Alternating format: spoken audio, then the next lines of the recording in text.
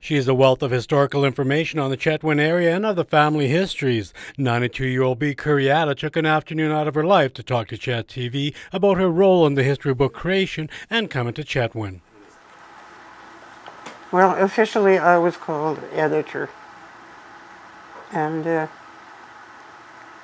uh, as I said, we were supposed to form committees to help us, and there weren't enough warm bodies in a 150-mile radius to do any of this. So whoever was into that really had to do some heroic things. But people wanted this book to be done, and I don't know if you've had much editorial experience, but it comes down to maybe getting the story written in pencil on a cigarette box on the inside of it and these things. And we had one really brave lady, and her husband just simply helped her, and she just went around and interviewed people and took notes and come back, and at least she gave me notes then that I could do something with, because she knew she would just get them talking, and then she had notes that I could transcribe, and that's kind of how we had to do the thing. What do you think of Chetwynd today? Well, I think it's rather amazing, but then no more so than everywhere else if you really look. But we certainly are. You know, we've always thought we were booming, and we always have been. Bob Nicholson's mother, and they raised a wonderful family down there on the Pine. And she put it this way. When they came from Saskatchewan, they had wheels, but the Pine River just simply blocked them. And they sold their vehicle because they couldn't foresee that there would ever be a way to get that vehicle across the Pine River. And there was a cable car, as in the days. Now that must have come in with the ferry. There wasn't even that for them at the beginning. But then somehow or other they got a scow, a ferry in there, and there was this cable thing. But now I've spoiled my story. But what she said was that once the ferry went in, she said the first, what she meant was internal combustion engine.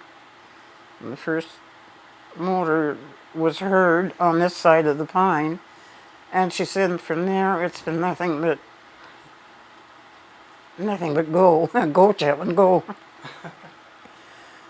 And that was Florence Nicholson. Do you think Chetwynd is senior friendly?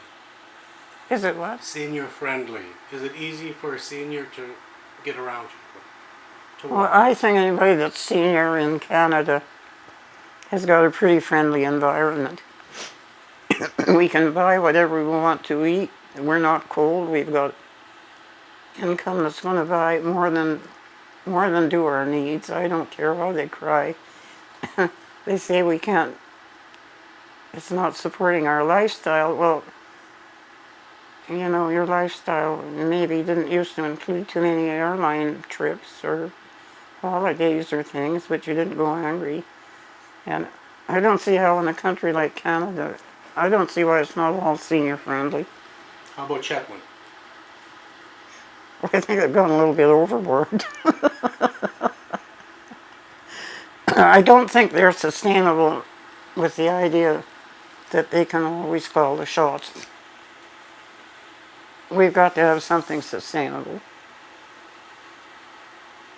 And what happens the minute somebody suggests you cut back a little wee bit?